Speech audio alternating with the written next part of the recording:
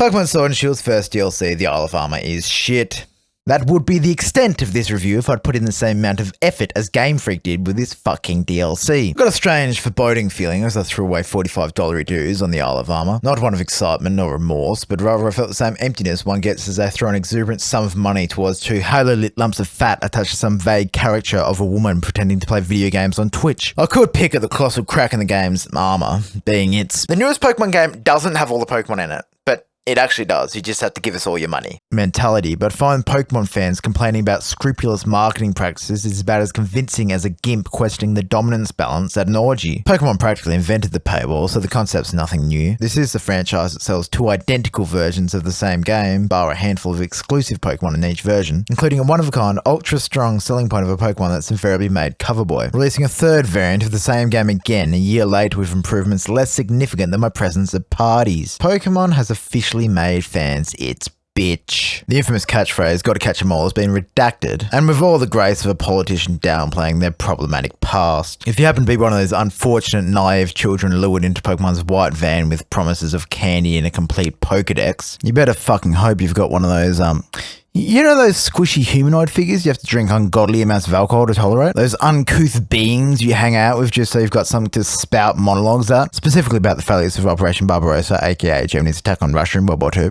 Friends. That's the word I'm looking for. Finding one ain't easy. They don't even sell them on Amazon. Good luck bagging one that's willing to give you their one-of-a-kind to cover Pokemon and doesn't think the Russian winter is the only reason Germany lost the war, because that's not a friend, that's a moron. Let's be realistic. You buy both versions of the game and plow through the exact same story Pokemon's recycled for the past 25 years. A powerful reminder of the fragility of friendship when pitted against cold, hard cash. Unfortunately, the schoolyard strategy of convincing some daft young kid that you're retarded comes from the loins of Dwayne "The Rock" Johnson himself, and his dunce Charizard would make for a totally fair trade, stopped working after the second restraining order.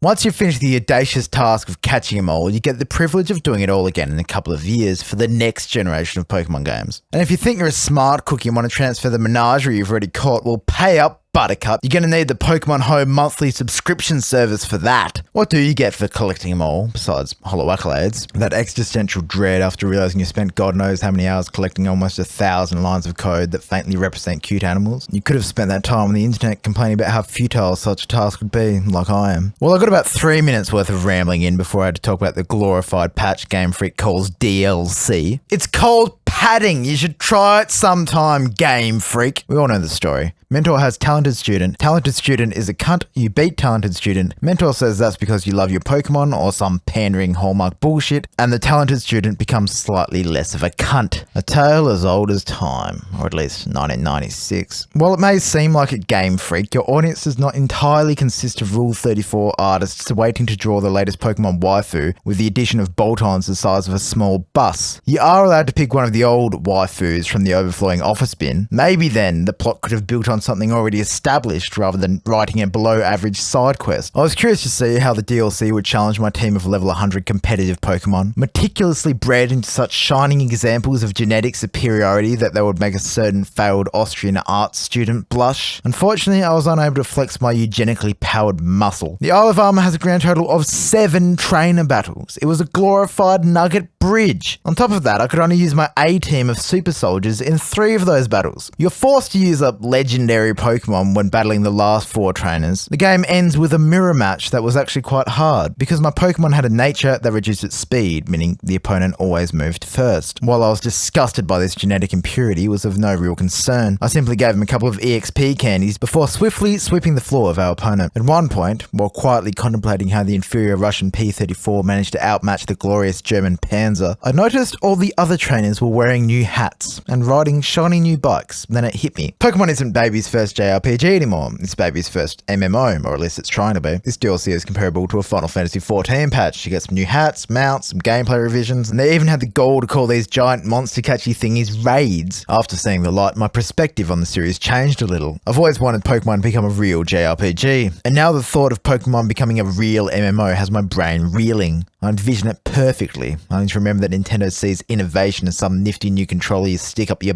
bum. This is one of the deep hooks Pokemon has in me. The promise that perhaps one day it will stop being shit. Instead, I feel as if I'm helping my dim-witted son stumble through his class projects. I commit, and every year he gets a little better. I start dreaming of a normal adult life for him, only to swiftly come back down to earth when all the other kids' projects look like Michelangelo's Sistine Chapel. Meanwhile, my boy's sporadically assembled pile of cardboard cylinders held together with sticky tape and sheer luck confirm the worst. There's no hope. You know what? I am making a stand. Pokemon has lost any sense of creativity or credibility. The brand is nothing more than a corporate sham, a money printer that relies solely on predatory practices and, babe, I've remade last year's game, but with new hats and a shiny new box legendary. Give me a dollary dues. Yes, honey.